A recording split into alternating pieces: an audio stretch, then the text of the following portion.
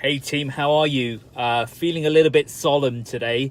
Life is very, very interesting and very confusing and complex as well at the same time. Honestly,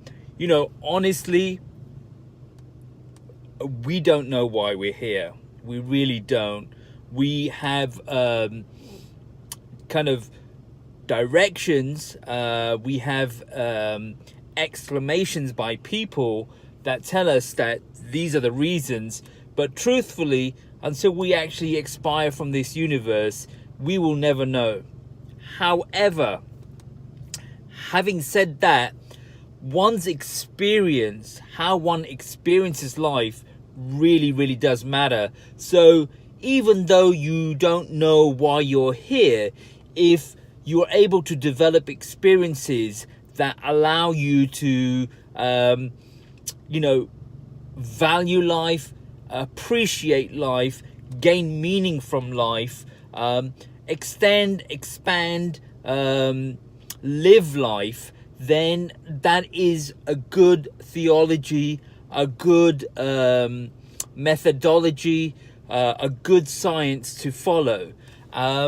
And for me, in my realm, in my concern, I'm from a Muslim background, and I think, your circumstances are not something that you can control.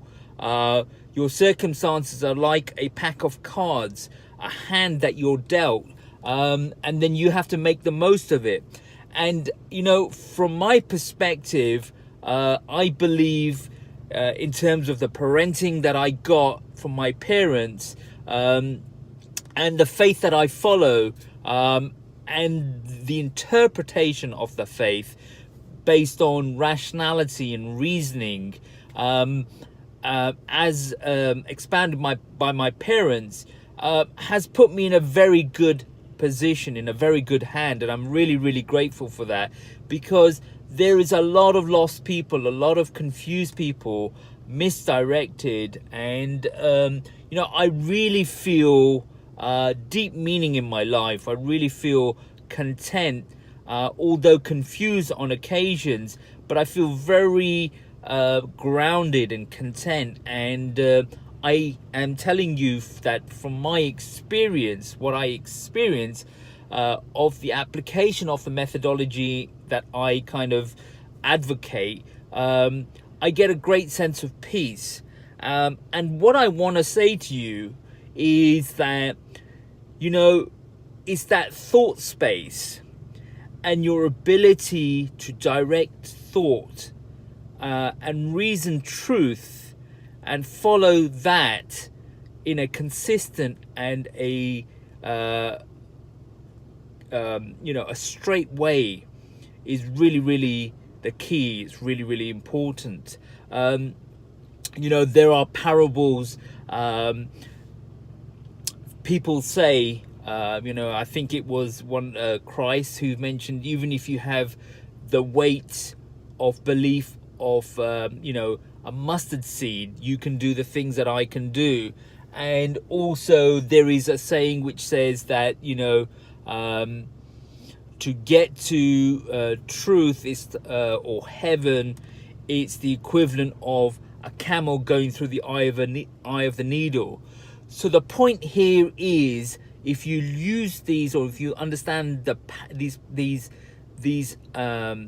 analogies, these words of wisdom, it is this, and I've seen it myself, that the line of meaning where I get my centeredness is so fine, it's so precise. To get to that space requires a lot of hard work and a lot of deep practice, and it's that working on that deep practice that is the journey, and it's very difficult because you have to fine-tune your thought and hold thought to a very specific understanding.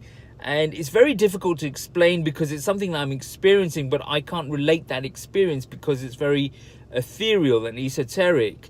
But it is really about connecting the left and right brain together, and it comes through a series of thoughts, and those thoughts are around the idea of contextual awareness, that there's different levels that you have to follow in terms of the deep practice that get you to that thin line, that being that camel in the eye of the needle, having that belief to the weight of a mustard seed. It's a deep practice that you have to go through levels in terms of contextual awareness. And what does that mean? That means level one is that you have to believe in your own existence, that you're actually alive. And not only that you're alive, but that you're actually going to die. Death is a very real phenomenon. And, you know, we don't believe that by our actions. Now, rationally, intellectually, we know we're going to die. But practically, the way we do our work in life, the way we procrastinate, we leave things as if we're going to live till the next day when the next day isn't guaranteed. It means that we have actually, practically in our actions, don't think we're ever going to die. So, level one is belief in your existence, that you're actually here and that you're going to die. And death is guaranteed, and it is, you know, not in your control, and you don't know when it's going to happen. It's a random event, so it can happen anytime. It can be imminent. So you always have to be aware and conscious of that reality, and it sets you in a different pace, in a different mindset. That's level one mindset. So for example, if I said to you, you know, you're going to pass away, you know, it's guaranteed within the next 2 weeks, how would that change your mindset? How would that change your reference of seeing the world? You would change it drastically, right? It would change it significantly. And that's the point, that when you are really believing in death, then your mindset changes. There's a shift. You know, there's an intellectual shift that is not physical. It's at the ethereal level. It's at the level of thought. And you've asked questions, you've pondered, you reflected, and through that reflection, your mind has come up with a truth, and it's changed your whole biochemical structure in the brain just with that thought. So that's level one. But once you agree that you exist and that you're going to die, then there is an understanding there, both that you didn't create yourself, and because you're going to die, that there is an exit, that something has to happen in the middle while you do exist. So level two is by recognizing that not only that we exist and that we're going to die, but that there is a purpose for our life, and that we're not in control, that something more powerful, higher than us, greater than us, bigger than us, not higher as in above us, but higher than us as in greater than us, has created us. That's what we mean by the higher power, that there's a higher power that exists, a consciousness that is more sophisticated, more complex, greater than us, to have created us, and that we have a purpose. So that's level two, and we connect to that awareness, and that changes our mindset. And then level three is that we have to connect to that.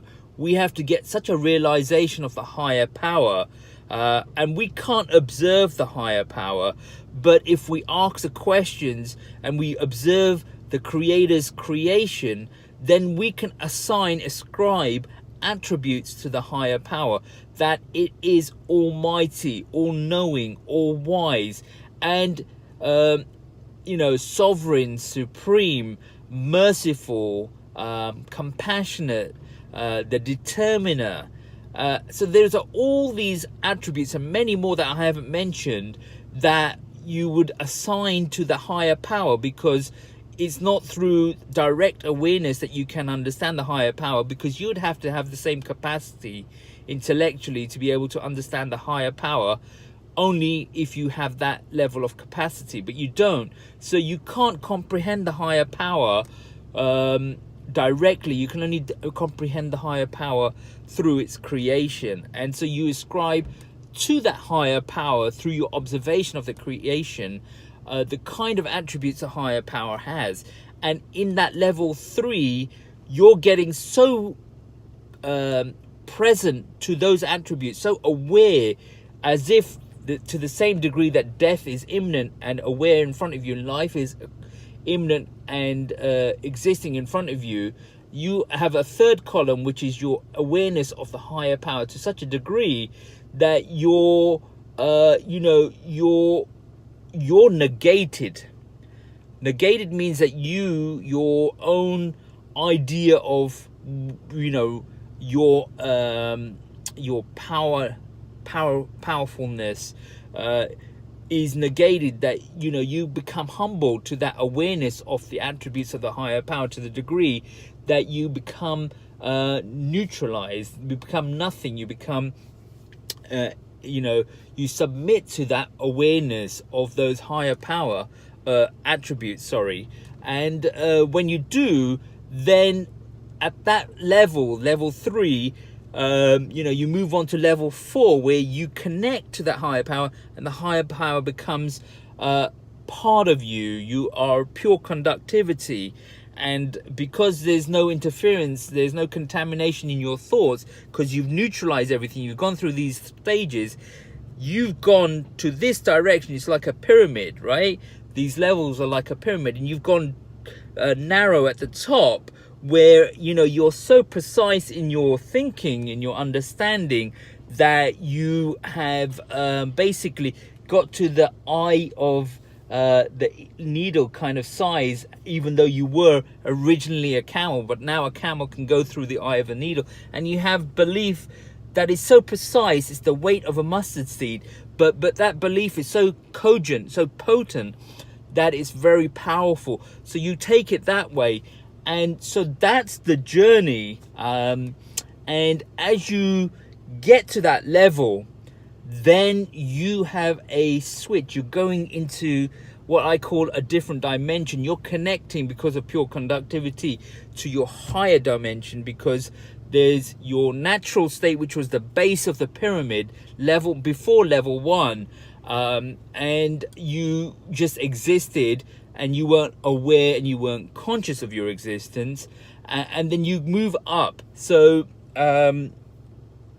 basically what's happening is you get to such a level of awareness and neutrality that the higher power is part of you, and you've obliterated all these false notions, and you've become so aware that you have not only become present to the moment, and you're also allowing the pure energy of the higher power to be able to conduct itself through you, and so you have become like as if you're part of the higher power, and now your reasoning is instinctual, and you use your intuition to make decision making. So your decision making is instinctual, and so now you're living present to the moment in a state of flow, almost like a surfer on a surfboard. You're able to ride the data, the information, the events that are coming to you,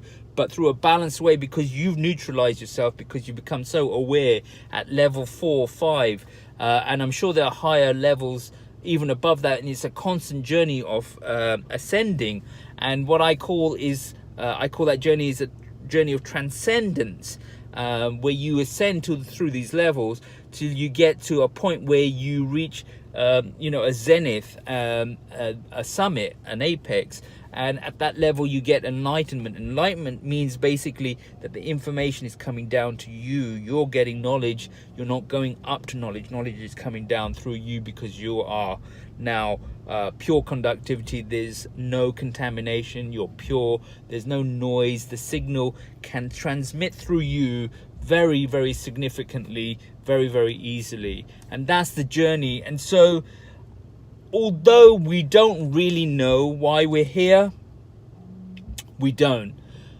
But experientially, having gone through this process, followed what I have learned through the teachings of Islam, then I'm talking about the practice now.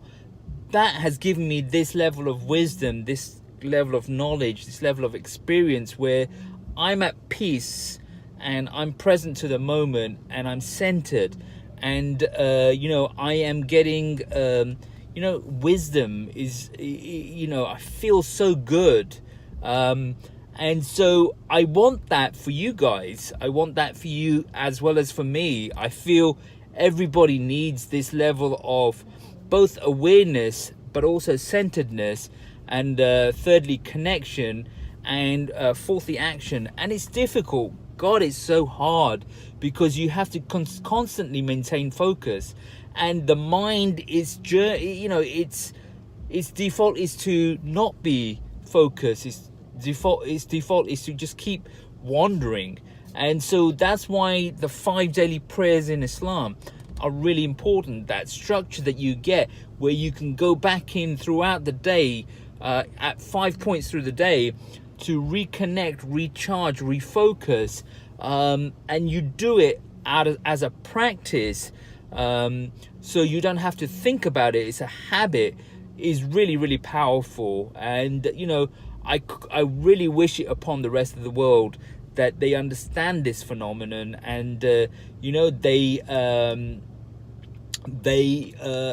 adopt it as well, because it's really, really good. And we talk about meditation, and Islam has a communication problem, and it has an interpretation problem, because we do take in the West meditative practices and we accept them because we don't see anything wrong with them, even though they're religious, because there is no baggage that comes with them. But in Islam, there's all this negative kind of vibe that is taking place within the media, within the misinterpretation of the Muslim people themselves, and within the kind of ignorance, but also a lack of awareness of people across the world in general of the teachings of Islam, where you can't take on the philosophies or the teachings of Islam because so much other baggage comes with it that you don't think it's a good teaching. It's not going to help you in your life. And I hope in some way we can try and remove or move the baggage and focus on what the teaching is and how it is able to allow us to basically have belief the same as the weight of a mustard seed, or be like a camel that can walk through the eye of a needle. So that's what I was going to leave you with as a message today. I thank you for listening. It's a long message. If you've got all the way to this end of the message, it means hopefully that you've understood some of my points, and there's some value in those points. So please feel free to share this video with other friends and family.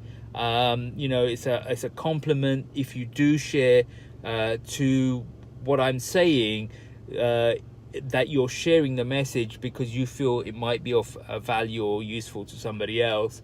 And also, obviously, if you have points yourself, or you valued any of the points I mentioned and there are particular points that you liked, feel free to leave comments below, and encourage your friends and family to subscribe to this channel. The more subscribers I get, the more it's perceived that this channel is valuable, and I get better ratings. And so the goal ultimately is to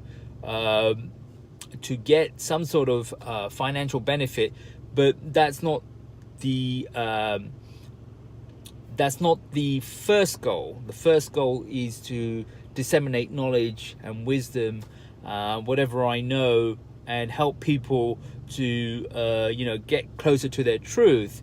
But if as a side effect it can also add financial value to myself, or to my family, I don't think that's a bad thing either. I think we're all trying to work towards earning revenue and income, but this by far is not my source of income at all. Anyway, maybe I'm being a little bit too candid, but I would rather be candid than to mislead in any way, shape, or form. And so I will talk to you guys later. Bye now. Thank you. Hey guys, how are you? It's day 23 of the 30-day challenge. I'm going to be doing another poor performance, and forgive me for giving you such bad news on each occasion. But I'm definitely trying to find out my truth. And the point the insight I'm getting is that, you know, although we have goals and we have desires and we want to do things, there are emotional issues that cause blocks that we have to address. And it's not just the nutrition. And so we have to evaluate, and I'm evaluating how to counteract the emotional issues. We have to get clarity on our goals, why we're trying to do things as well. You know, our compelling reason is the statement I always make. We have to have a compelling reason. Anyway, just gonna stop now. Done the jog. I'll talk to you guys later.